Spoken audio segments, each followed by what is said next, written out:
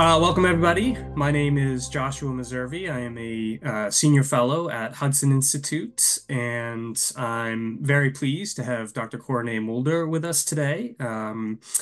He is the latest senior representative of a South African political party that I'm discussing with. I'm been hosting this series to help particularly American audiences better understand the elections that are coming up in 2 weeks in South Africa, which probably will be, all signs suggest that this will be the most pivotal election in the country's history since the end of apartheid in 1994. And Dr. Mulder is an excellent interlocutor on the elections here. He is the deputy leader and chief parliamentary whip for the Freedom Front Plus party, which is one of only four South African political parties to have 10 or more seats in parliament. He's also South Africa's longest serving parliamentarian, so he has a rich historical perspective, and he's a key figure behind the various coalition efforts over the years to unseat the ruling African National Congress. I didn't do his bio justice there. You can Google it and find much more interesting information on his achievements. But I do want to move quickly into the discussion because there's so much to get to. But first, Dr. Mulder, thanks so much for joining us today. Yes, thank you very much. It's a very kind opportunity, and I really appreciate to participate. You're absolutely correct.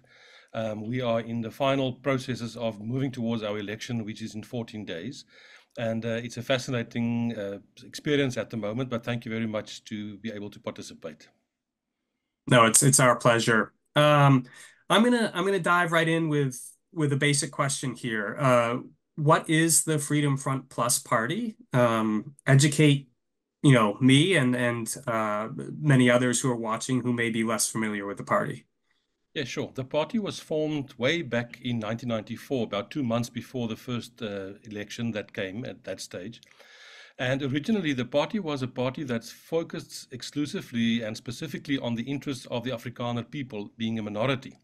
And that's where we started off at that stage. We were elected to parliament then. Our first leader was the former head of the Defence Force, General Viljoen, Constant Viljoen. He was the head of the party at that stage.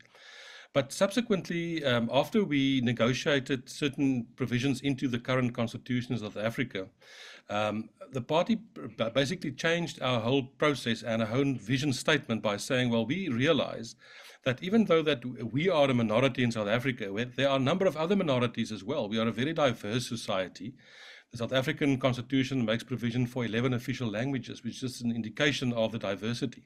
So the party repositioned ourselves a couple of years ago as a party that wants to look out for the rights of all minorities in South Africa. And currently we have representation on local, provincial and national level, and people coming from all different communities in South Africa support the party. The party is a non-racial party, obviously. We are pro-South Africa, obviously, and we've been able to position ourselves over the last 30 years to be seen by all as a very constructive party that makes a positive contribution and a positive difference in South Africa. We obviously disagree with the ruling party. We tried to engage with them right in the beginning in 1994, but obviously we found that the ANC had different objectives and different approaches to many, many things. But at the moment in South Africa, I would say there's about 15 parties in totality that you can take as the A team, also in this election. And we are one of those, and we'll go back to Parliament with a bigger representation.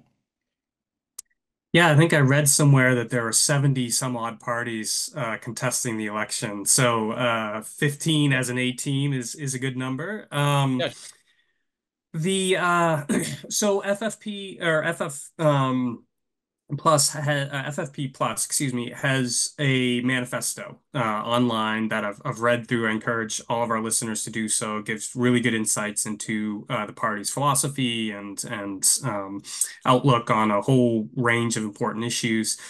Something that struck me right at the very beginning, there's a line in there, and I'll just read it for you. I know you're going to be familiar with it.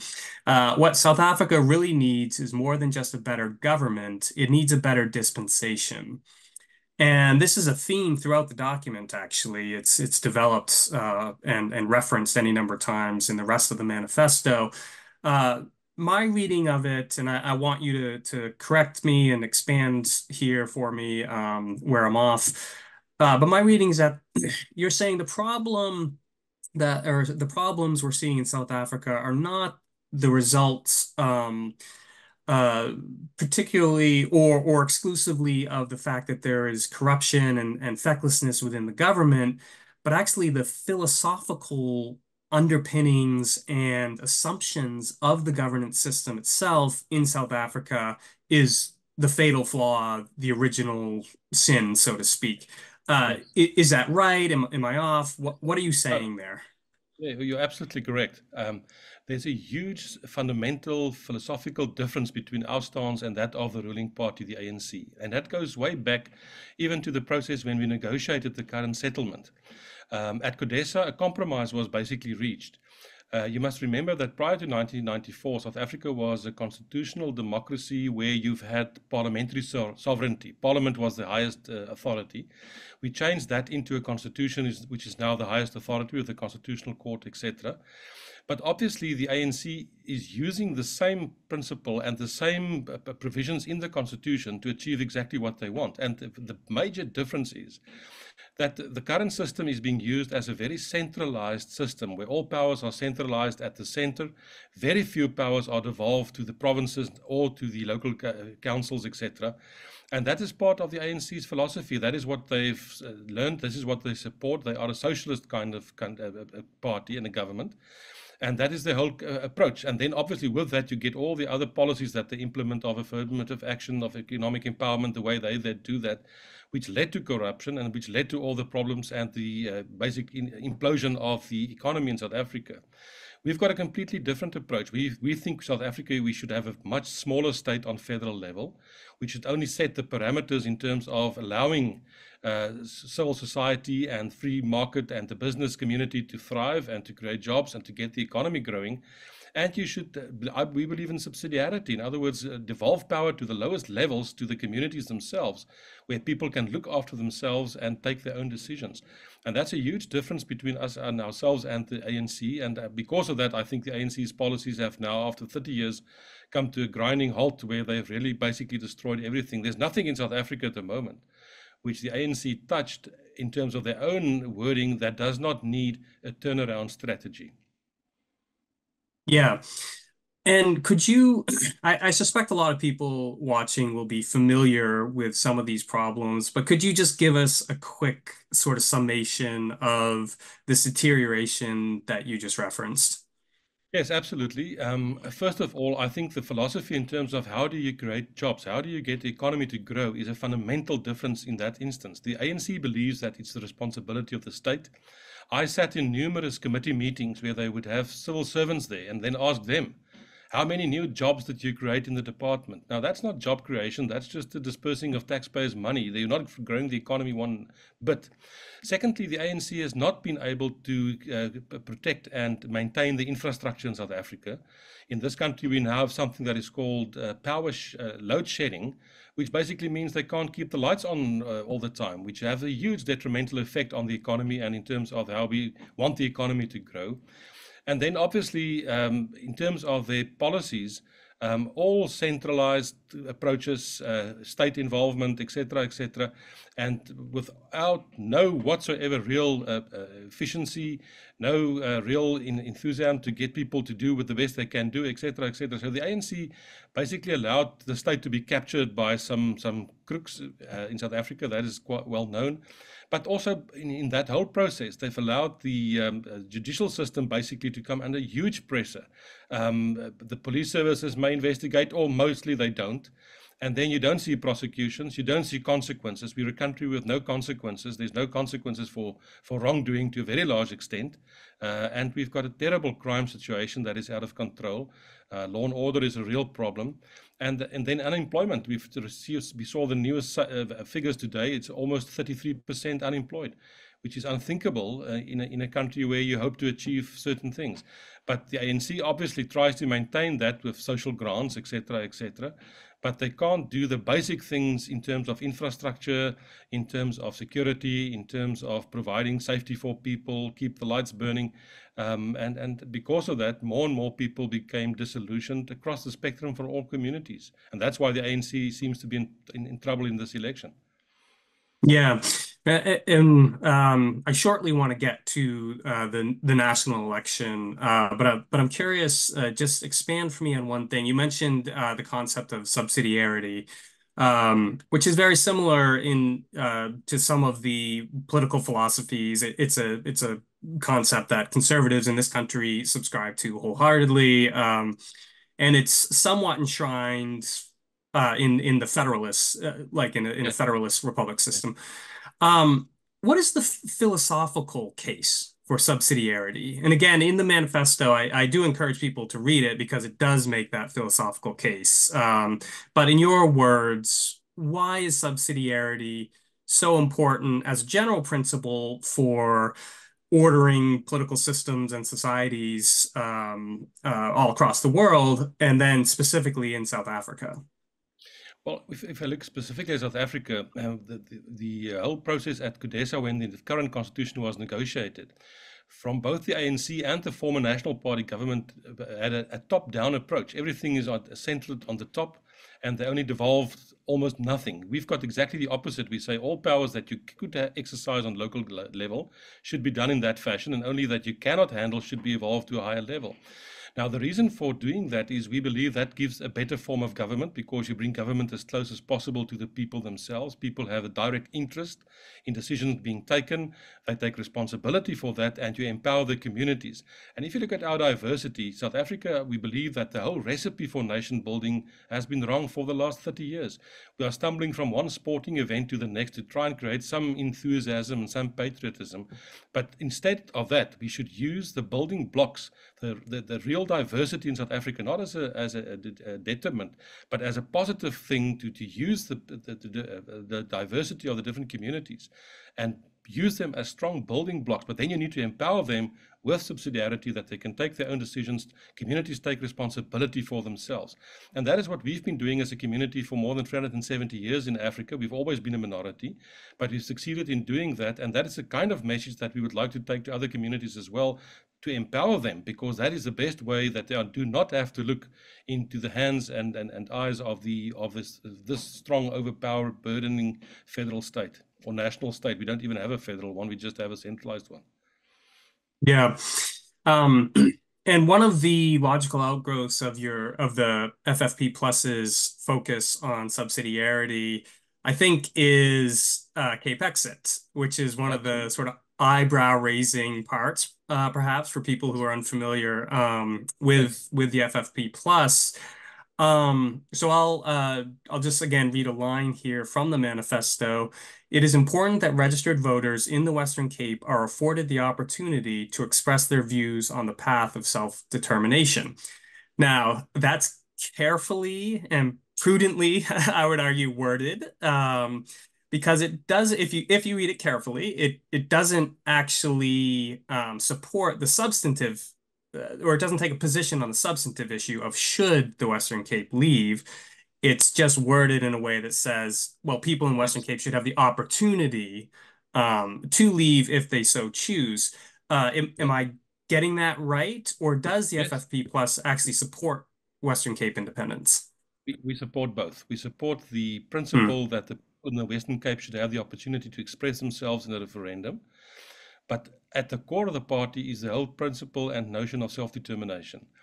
And if you look at self-determination as a principle, we always say it's a question that you do have different forms and levels of self-determination. It could be on a very low level where you've got a community that empowers themselves to take their own decisions. It could be a school governing board or whatever the case may be. But it could also be to a higher level where you have regional autonomy, or you could have a province that have more powers than another province, etc., and until to full autonomy. And it could, and in the end up where a part of South Africa, for example, the Western Cape or other places, may decide to go it alone, because you need to understand our history.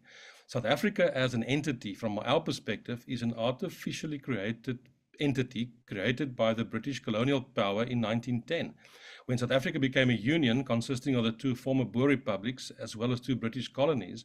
And we were told we are all South African. I was once asked how many people speak the language South African. There's no such language. We're a very diverse society, and we are saying, if you look at the different provinces, we've got 9 provinces. The Western Cape is the one province where since 1994 the people not once elected to be governed by the ANC. And yet now for 30 years we have an ANC government on national level that has a direct burden and effect on our lives in the Western Cape on a daily basis. So it's a stronger growing process. So some of the people, for example, would say, well, let's try to get some devolution of more powers, get more powers to the province. We accept that, we support that. But those are also forms of self-determination. And what quite often happens is if you at last give those powers, you get to the point where people may say it's too late. We want to do our own thing and we move our own way and we go on. And one of the reasons is that the demographic reality of the Western Cape is different from the rest of South Africa. Afrikaans is the dominant language in the Western Cape, although the majority of Afrikaans speakers are not white people. That's an interesting. I didn't realize that that last point. Is it the colored community that's the Oh, yes. dominant Oh, yes. Afrikaner? Yes. Yeah. Okay. Yes, yes. The colored community is the vast majority in the Western Cape, and they form a majority, although they are also a minority in the rest of South Africa. But the vast majority of them are Afrikaans speakers, mother tongue, home language. So the vast majority of Afrikaans speakers are people from the colored community, and we form a minority with them. But combined, it's a big majority in the Western Cape. Right. And does the colored community form a significant part of your constituency of Yes, FFP absolutely. pluses? Yeah. Yes, absolutely, especially in the Western Cape. In the Western Cape, I would say, in the east, in the smaller part in the Eastern Cape, in the Northern Cape, as well in Gauteng. So we've got strong support in that community. In the last local government election, the majority of my candidates in the Western Cape were from the colored community. So there's a very strong cooperation between the two of us, and we think that we have something to bring to the table in terms of empowering a community and to say to people, we can do this ourselves. Yeah. Interesting. The there's a lot we could get into there, and I want to return to Western Cape politics in a second here, but I also am going to have a few questions about national level political issues. The manifesto mentions the economic freedom fighters and the ANC, of course, frequently. It does not mention the MK party. I don't know if the manifesto was written before MK sort of burst onto the scene, and but it has burst onto the scene and is obviously a very significant player in KwaZulu-Natal. A lot of people are, particularly here in the US, very much including myself, are trying to figure out the MK. It doesn't have a manifesto as far as I've seen.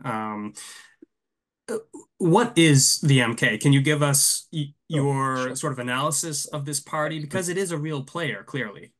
Absolutely. I would say that MK is a front, obviously.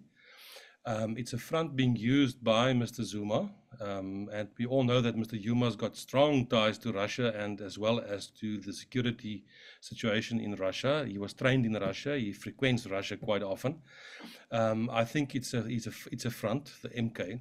And Zuma, even though he is now supposed to be the leader of MK, he will be a die-hard ANC supporter until the day he dies.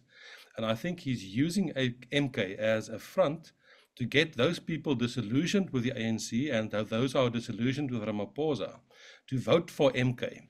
And then obviously, if the ANC goes below 50% and should form or needs to form a coalition, I think that's when MK will step up and say, fine, we will keep you in government and we are prepared to bring technically ANC, MK guys' votes back to the fold. But we have certain preconditions in terms of who the president should be, as well as policy in terms of their perception of how policy should be dealt with in terms of their vision. Hmm, interesting. Um, there's been a lot of turmoil around MK, including internally recently. We saw the founder of of the party itself was expelled, Jabulani Kumalo. And then he in turn tried to expel or get Zuma disqualified from the election. It reminds me a little bit of the dueling popes in the 14th century excommunicating each other. Mm. Has that weakened the MK? It's very hard to get a sense of Yes. some of their polling shows really significant support in Yeah. KZN. Is that fading now because of all this turmoil? What's your sense? I think so. I think MK is overestimated at this stage. MK is to a very large extent a Zuma personal thing. It's all about him. He's popular. He's got some gripe with the ANC because he was recalled as the president of the ANC and he was kicked out of parliament in that sense and he had to resign. He hates the current president Ramaphosa. He doesn't want him to be anywhere near the office of the presidency. So it's very much a personal cult thing. And I think if Zuma himself is gone, that's the end of MK in any case. That's why there's no manifesto. There are no real structures.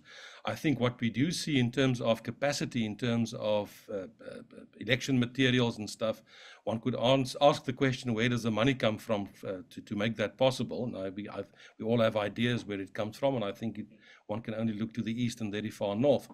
But the point is that I don't think it's a real contender in terms of potential, in terms of structure, etc., etc. And the policy ideas are quite weird and against what the general feeling in South Africa is at the moment. But that's typical Jacob Zuma. It is a complicating participant at the moment because we hoped, our indication was in the run-up to the election that approximately 1/3 of current or former ANC supporters are disillusioned with the ANC and that many of them may have stayed away from the polls. We will now have to see if Zuma succeeds in getting many of them to come out and vote for MK. I'm not sure that that's going to be the case.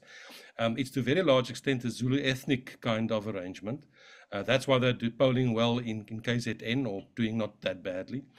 They'll have some support in Gauteng, specifically around Johannesburg and the mines and some of the hostels there, where you've got many Zulu migrant workers there. A little bit in Mpumalanga, but I think to a large extent for the rest of the country, not much pulling power. And I'll be surprised. I think the polls are treating him too kindly at the moment. Hmm. Um, One of the most concerning aspects of MK is this potential for violence that some people are discussing in the public commentariat, and but you've even had the interim leader of MK threaten the Electoral Commission or threaten violence if the Electoral Commission disqualified former President Zuma. Yeah. Could there be violence around the election? Well, so much for democracy, South African style. It's easy to say you're a Democrat as long as you're in power. The real test comes if you lose power. Are you then prepared to let go of political power and hand over the keys to government? We'll see that sooner than later with regard to the ANC themselves, but also with regard to MK. There is a threat of violence. We saw what happened when he was about to be arrested because of the criminal case against him. And that is a way of doing things sometimes in South Africa, but I think the majority of the people will not stand for that. They are committed to a democratic and a constitutional process. And although there's a threat, I don't think it will actually happen. No. Okay, that's reassuring to hear. And South Africa does have a really proud history of peaceful elections, peaceful transfers of power, not between parties at the national level, but from leader to leader, and even leaders like President Zuma being shuffled off the stage without there being widespread violence, although again, you referenced some of the violence in KZN when he was approaching arrest. Um, give us, can you tell us what you think are some plausible coalition scenarios coming out of this upcoming election at the national level? What might be likely? What should we be looking for as potential outcomes? Sure. I always say that we've had an abnormal democracy for the last 30 years, and the reason for that being our electoral system is a straightforward system of proportional representation. So in such a proportional system, no single party is supposed to win the election. You can look at examples internationally. In Germany, for example, a party will get 35% and then they claim they've won, and then they are forced to form a coalition and put a government together. Now, we've had for more than 30 years now one party attaining a majority, the ANC, which is not normal. We saw in 2021 that the ANC started to lose their hold on power when we started to get some of the councils slipping away from them. And after the 2021 election, we've had 80 local government councils that no longer have a majority, and we could form coalition governments.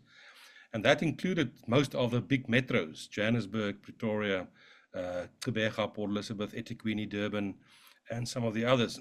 So that's a positive movement away from that grasp of power.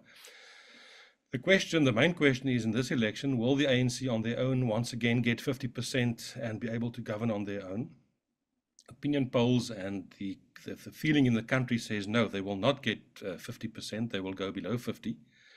The question is how far below. If they go just a little bit below 50 to 48 or something, they'll try to form a government with what we call the rats and mice, some of the Mickey Mouse parties with 1 or 2 members, and they'll try to get them to assist them. But I think they may go further down and they will need some more substantive support in terms of forming a coalition. The EFF is around.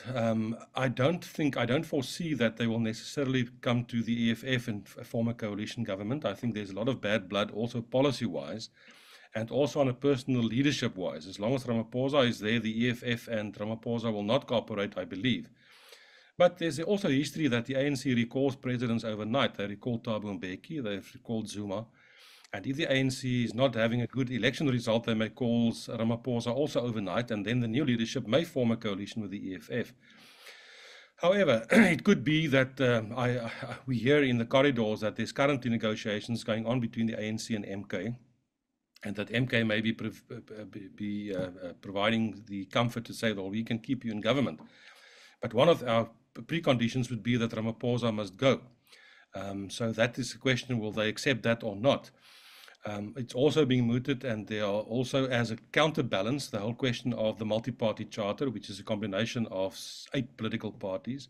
Freedom Front Plus is part of that, Democratic Alliance, Inkatha Freedom Party, Action SA, the ACDP, and some others. And we are trying to form a bloc to see if we can get to 50% plus 1, but I guess we will not get there. We may end up with about 35%, and then see if it's possible for us to find partners from other political parties to form a government. There is some talk that the ANC may reach out to this whole grouping of the multi-party charter. That will then have to be discussed. I don't know. Or they may reach out to the Democratic Alliance, or a last opportunity could be that the president suddenly calls for a government of national unity in the interest of South Africa, in the interest of dealing with all the crises, etc. I think it's too late. They should have called for that in 2019 before the country was so fragmented and so far down the road. But time will tell, and we'll see how that plays out. If the ANC comes in the low 40s or even in the high 30s, then obviously anything is possible. And if you look at our electoral system, when we elect a president, it's a secret ballot in parliament. And that could also have an interesting outcome where somebody from the opposition may get elected and not from the ANC, because of the combination of opposition parties giving their vote to an opposition candidate as their own candidates fall out along the way when they can't achieve a majority. That's a fascinating scenario I had not considered. The secret ballot in Parliament could actually lead to a president from minority party. Exactly. Right. That would be a curveball. The point as well about the ANC dismissing, as it did with Mbeki and Zuma, its head, and then a new whoever that would be. I don't see an immediate heir apparent, but they would find someone probably, and that person potentially having a much better relationship with the likes of Malema, which could smooth the way to a coalition with the EFF is well taken. As also, that's another really useful point. The DA, I think, termed this phrase doomsday coalition or doomsday scenario, right, which would essentially mean the ANC in coalition with the EFF or the MK, or maybe both in some strange scenario, but at least one of them. What would it mean for the South African economy if that doomsday coalition materialized? Is there a moderate faction within the ANC that could push back you're already answering the question, but I don't expand, think so. please. Oh, no, no, I don't think so. Um, we have to take note that it could happen that you've got to get a unification of the ANC, MK, and the EFF coming together under new leadership and an arrangement. It's possible. That would give them a two-thirds majority most likely, and that would make it possible to amend the constitution dramatically, to implement expropriation without compensation, etc., etc. It's all possible. The names that we are hearing at the moment as possible alternative candidates are not in parliament at the moment. There's a talk around that says some of the former stalwarts of the ANC could be called to come back. And then you hear the name of Kgalema Motlantle, or you will Hmm. hear the name of Matthew Sposa. And then obviously some even talk about the Nkosazana Dlamini Zuma, which is Zuma's wife. It could be Yeah. that the ANC grasp one of those to try and rescue the party, but we've seen in South Africa that once the ANC is in a decline, they don't turn around. They will continue to break apart until there's nothing left. That's typical of liberation movements in Africa. We've seen that happening in numerous places, and the same will happen in South Africa. If the Doomsday Group could get together, economically speaking, South Africa will go further down the drain. There's no attempt from them to do what needs to be done in terms of turning the country around economically. They don't know how, they don't want to do that. And they will be further and further blown into the hands of the BRICS grouping, into China, into Russia, into Iran, into all the radicals, because that the real ANC is that they feel comfortable within that philosophical sphere. That's where they feel comfortable. That is who they are. That is really who they are. What will happen as well is once we go down that route, the pressure to Cape independence and Cape exit will exponentially rise. Obviously so, and it will get much stronger, it will become much easier, and it will physically happen. There's no way that the minorities are going to let themselves drown with the Titanic. It's not going to happen. We will take the necessary steps to protect ourselves and go our own way. But I believe that the ANC, we will see the end of the ANC rather sooner than later. They will be desperate not to let go of political power. That's also typical. We've seen that in the metros where they were kicked out, etc. But once that process starts, it's only a question of how long it will take before they collapse completely. Hmm. And I want to pick up on something you referenced around the BRICS and some foreign policy issues. But first, I want to talk a little bit about Western Cape politics, where the FFP Plus is obviously very active. And I saw an interview with you where you seemed confident that FFP Plus would be in a coalition government in the Yes. Western Cape. Now, obviously, DA is the ruling party there. So if that scenario materializes, that means DA has lost some of its support, maybe significant support in the Western Cape. What's going on there? Why do you think DA is losing voters, and what's Oh, happening in Western oh, Cape? absolutely. In the run-up to the 2021 local elections, I predicted and I said in the Western Cape, I want to force the DA into coalition governments on local level. We've got 25 local councils in the Western Cape.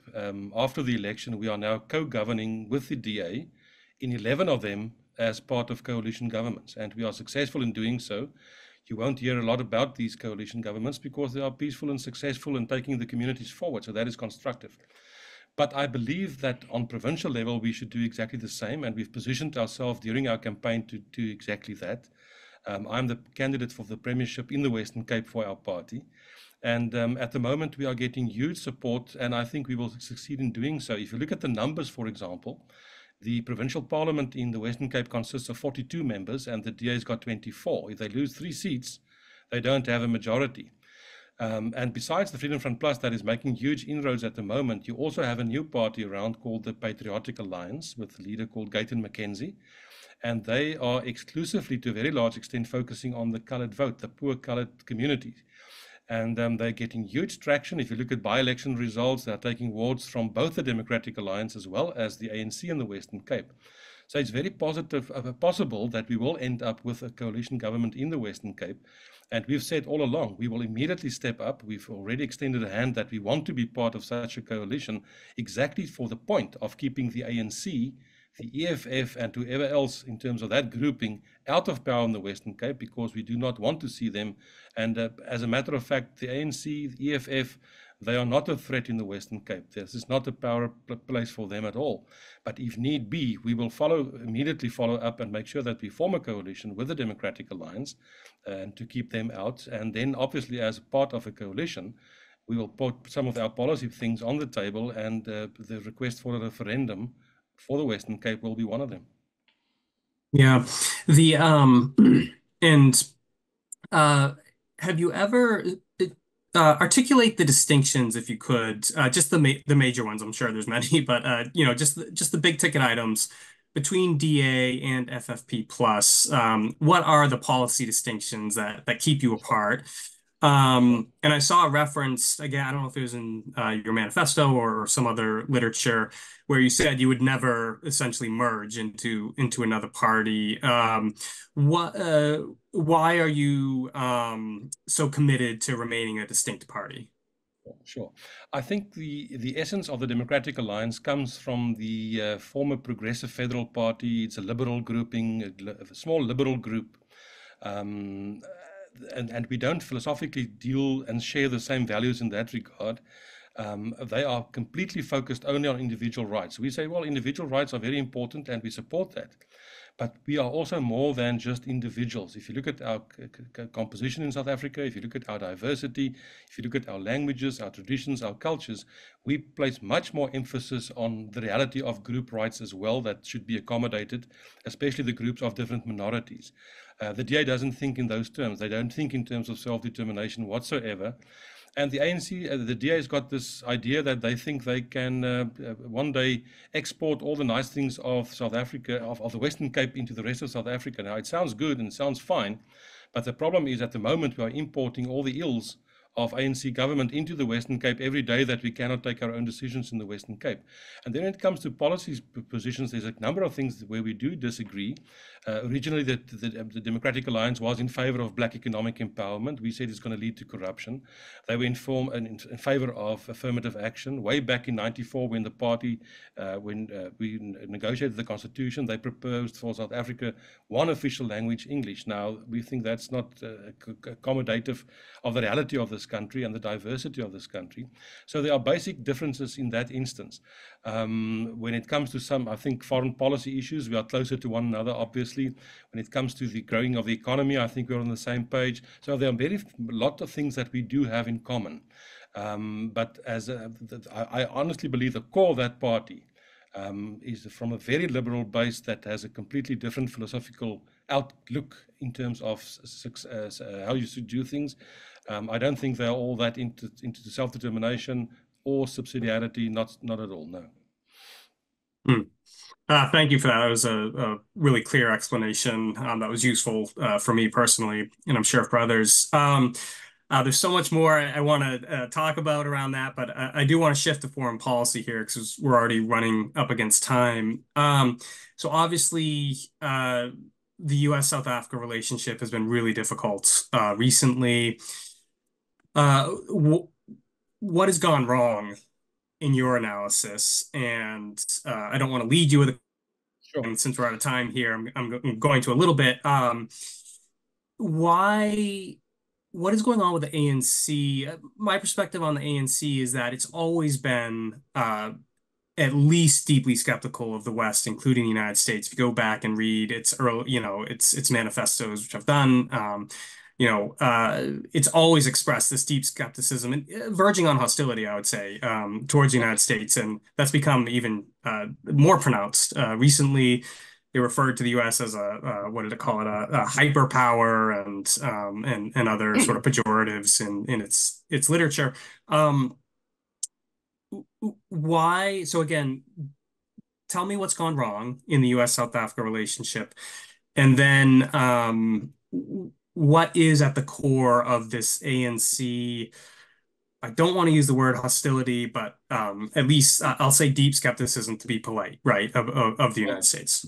you're way too polite because it is hostility.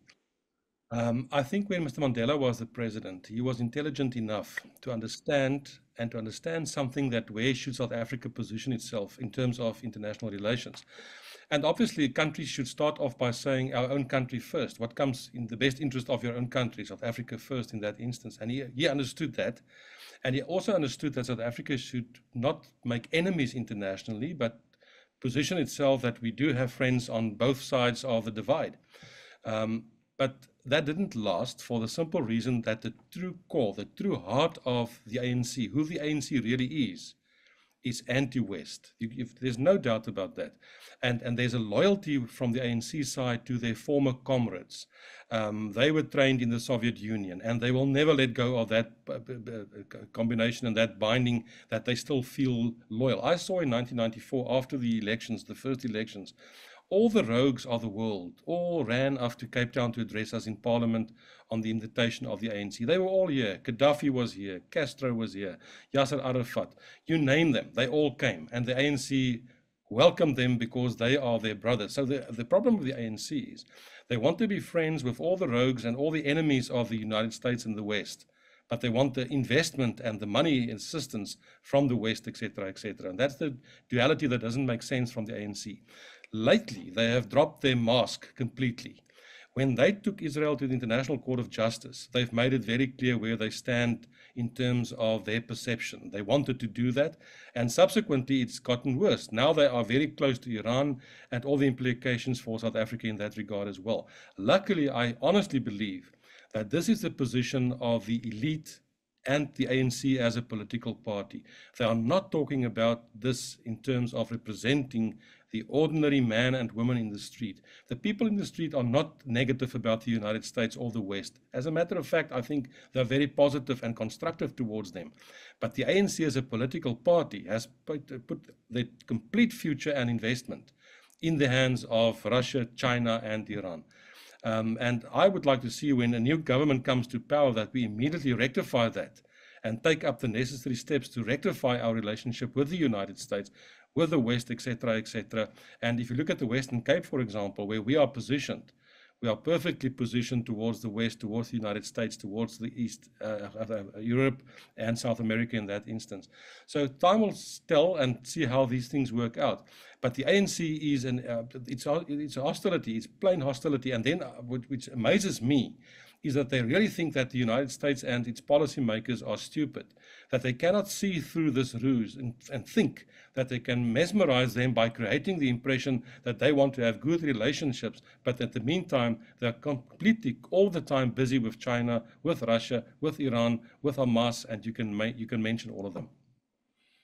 Yeah, one of the themes that comes out in the literature, ANC literature, is this sense that the West is declining and the East is rising. That's frequently referenced, and I think the subtext there is that the South Africa should move towards the rising East and sort of abjure the deteriorating West.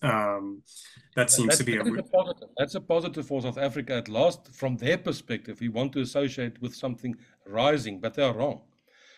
There's no reason why the West is not rising as well. I think the West is going through a difficult time from time to time, but don't underestimate or write off the West or the United States. That'll be the biggest mistake any government can ever make. Yeah, I'm not neutral on this question, but I agree with you. Because I think the systems, it comes down to what are the systems in place, and I think for all of the power that the Chinese Communist Party has amassed, and yes, they've absolutely seen economic growth after the mass slaughter of their own citizens over several decades. I still think their system there's fundamental contradictions within their system that will eventually lead to the unraveling of the CCP Exactly. project. Exactly. I think again, democracy, things like democracy and the free market and entrepreneurialism and capitalism are the concepts that have been proven over generations and decades to actually promote human flourishing, even with all of their insufficiencies and their failures themselves. I'm a big subscriber to the Winston Churchill quip, right? He said democracy is the worst form of government, except for all the other ones. So I'm optimistic, even though I do see lots of challenges here for the West and the United States specifically. And it's interesting you referenced this disconnect between elite opinion on the East and the West and sort of man on the street in South Africa, because I was told recently that someone was having a conversation with an ANC official who referenced some internal polling that they had done that showed about 60% of uh, sort of favorability towards the United States and among the people they were polling. And so there Absolutely. was, this is speculative, right? But there was a sense from It my makes sense. interlocutor that Makes the sense. ANC was trying to move away a little bit or be a little bit quieter about its stance on the United States in the run up to this election because it's not a popular position No, among many South exactly. Africans. Yeah. I Yeah. would absolutely agree with that. Yeah, it makes sense. Right. Yeah. And again, we're we're already over time here, but maybe I can ask you one more question, and if you'll indulge me, and I'll go back to the manifesto, and there is a section on foreign policy, and within that it said new alliances should be formed without destroying the ones already in place. I thought that was an interesting approach to try to walk this difficult tightrope, and I do acknowledge it is difficult for African countries because I frankly don't blame them for not wanting to get dragged into this heightened competition between the U.S. and China. So, could you explain sort of that FFP Plus's general approach to international relations? How does it think South Africa should be navigating these very difficult waters? And then could you specifically discuss BRICS within that, right? Like South Africa isn't a founding member, but it's sort of the second wave of membership into BRICS, and now you have BRICS Plus. But uh, yeah, where does BRICS fit into this also? Well, our view, first of all, is that we should say South Africa first from that perspective and see what's in the best interest of our own country in terms of our reality. Our geo positioning in Africa is very essential. I think we are very well positioned at the southern tip of Africa, and we can play a very important role. If you look at the problems at the moment in the Suez Canal and around the Red Sea, etc., immediately the Cape Sea route becomes very relevant once again, and it's not gonna change. So the last 30 years, the ANC has now positioned ourselves very closely within BRICS. I don't think we play a very substantial role whatsoever within BRICS. We're a small little dog running around with the big dogs, if I may put it that way, and South Africa thinks it's very important, but it's not that important. And I think that was part of the repositioning to get away from the West, but that is completely under the instruction of the ANC because that is what they want. That is where they feel comfortable, etc., etc. And I don't think they understand the challenges within the BRICS contents that is difficult for South Africa. So our stance would be to say yes, recognize that reality as we go forward. But we would like to see the country position itself back to the normal relationships to the West. So from our perspective, I think that, yes, the emphasis would be on South Africa first, obviously, but also then not just overnight walking away from our connections in BRICS at this stage, and slowly and surely untie ourselves from that. It will take some time to do it in the right fashion, in the right manner. And then we believe there are huge opportunities towards the West, towards the United States. And then I look beyond only South Africa. I'm looking towards Namibia. I'm looking towards, and if I'm talking about the Cape Province, what's the possibility of development of the Western Cape coupling up with the western part of the Northern Cape, Namibia, and into Angola? And you can form a very strong axis of development there with a view looking towards the West, looking towards the United States, looking towards Europe, etc., etc. And I honestly believe that that kind of constructive and positive arrangement could be the guide into Africa, because Africa is desperate for development and real change in that instance. And I think we are not seeing that coming from China or Russia at this stage. There are always many ties attached to whatever they try to achieve. There's a huge outcry. And if you look at the African market in general, the potential is enormous. And I think the way that the United States already is moving into Africa is very constructive and very positive. And we would like to become a partner in that regard if we can form a new government when the time comes. And it's not a question if we're going to do that, it's only a question of when. Because to get the ANC out of power altogether, we hope to achieve in this election in 2 weeks' time to do that. But I'm realistic, if we do not succeed, that's not the end of the project. We will just step up and get our game, a stronger game out there. 2026 we'll have local government elections again. 2029 is national, and the deterioration of the ANC and the losing of power is inevitable. I believe the future in South Africa, and I'm talking within the country, within this colonial construct called South Africa, does not lie to the north and the east of the country, but to the south and the west. And that is where we should be focusing, and I think time will take us there in any case, if you look at the developments within the country itself. Well, we're sadly at the end of our time, or even over a little bit of time here. So thank you, Dr. Mulder, for giving us some extra time. I know it's a very busy for you right now, and for your party. That was fascinating. I could have asked many more questions, but again, really appreciate the clarity where you articulated FFP Plus's positions with great pith, which one of my one of my professors at grad school always said emphasize pith.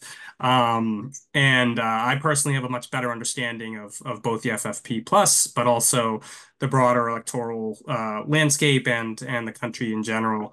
I don't know if you have any final thoughts or.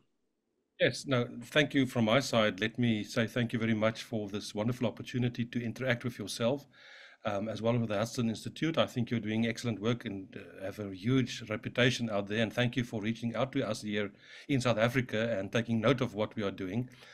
We see the United States as an ally in terms of, not only in terms of direct relationships between the two countries, but also the role that the United States plays internationally. It's absolutely essential that role should be fulfilled. Huge pressure in that regard, but I think you will be doing the right thing.